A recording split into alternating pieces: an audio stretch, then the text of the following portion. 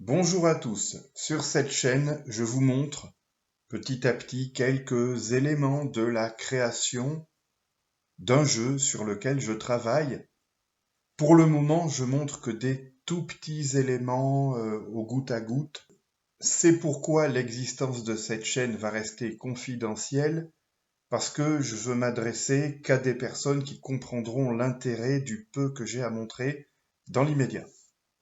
Alors, j'exécute un petit programme qui est normalement un visualiseur de sprite, mais qui permet de visualiser un petit peu plus que les sprites. Et là, vous pouvez voir que ça affiche des caractères d'une police de caractères que j'avais dessinée à la main il y a déjà un certain temps pour un ancien projet. Et si vous regardez bien, les caractères affichés sont de plus en plus lumineux. Alors, il y a des caractères vides dans la fonte, c'est pour ça que parfois vous voyez que du noir. Bref, l'affichage est de plus en plus lumineux. Bon, je peux déplacer au clavier, mais on s'en moque. Je peux changer la zone d'affichage, mais on s'en moque. Bon, ce qui est intéressant, oui, je peux aussi mettre en pause, mais on s'en moque, ok. J'étais en train de dire, ce qui est intéressant, c'est qu'en fait, ils sont pas de plus en plus lumineux. Non, ils sont de moins en moins transparents. Mais comme ils sont affichés sur fond noir, visuellement, ça revient au même. Alors, la transparence, elle diminue, puis après, elle va re-augmenter au bout d'un moment. Bon, en gros, c'est de l'affichage de caractères avec de l'alpha blending, n'est-ce pas? Mais, regardez, je vais modifier un petit paramètre dans mon code,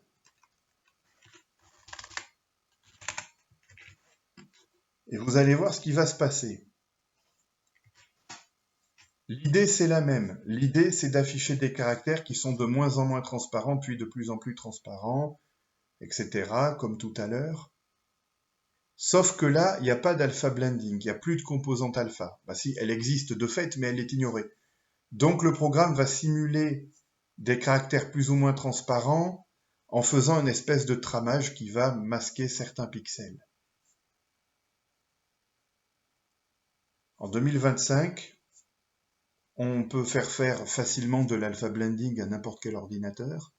Donc vous pouvez peut-être vous demander pourquoi je me suis amusé à faire appelons ça, ce tramage de la composante alpha.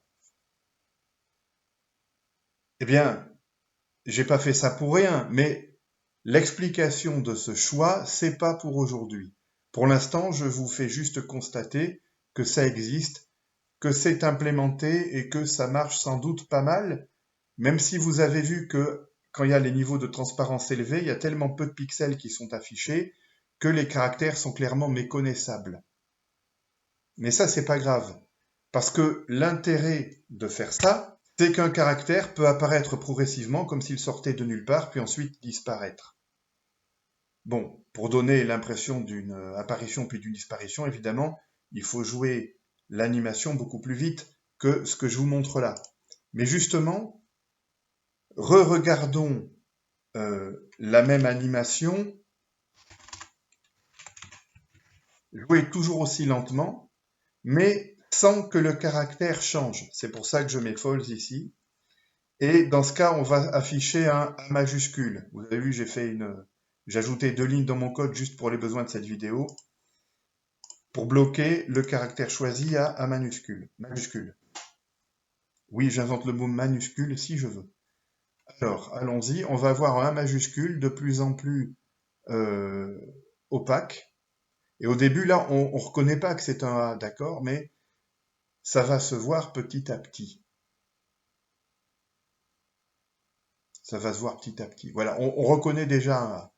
Bon, le fait que dans les toutes premières étapes de l'apparition, ça ressemble à rien, c'est pas très grave. Ça fera quand même l'impression de fade in et de fade out sur des caractères, surtout une fois joué à une bonne vitesse, évidemment. Bon, maintenant, hein, que ce soit bien clair, un rendu plus normal, plus conforme à ce qu'on a l'habitude de voir, c'est évidemment de faire du vrai alpha blending c'est beaucoup moins choquant pour nos petits yeux qui y sont habitués. Allez, j'espère que ça vous a intéressé, à défaut d'être complètement fun visuellement, n'est-ce pas? Et je vous dis à je ne sais pas quand pour une autre vidéo. Voilà, en attendant, je vais pouvoir repasser la fréquence de rafraîchissement de mon programme à 60 images par seconde, parce que là, j'ai fait 30 pour la vidéo, puisque avec OBS, pour le moment, je ne peux capturer qu'à 30 images par seconde si je veux zéro ennui. C'est comme ça. Et encore, j'ai hâte de voir comment ça va rendre en vidéo les caractères tramés, parce que sur mon écran c'est propre, mais les petits points espacés comme ça en vidéo, ça risque de rendre vraiment mal. On verra. Allez, à bientôt.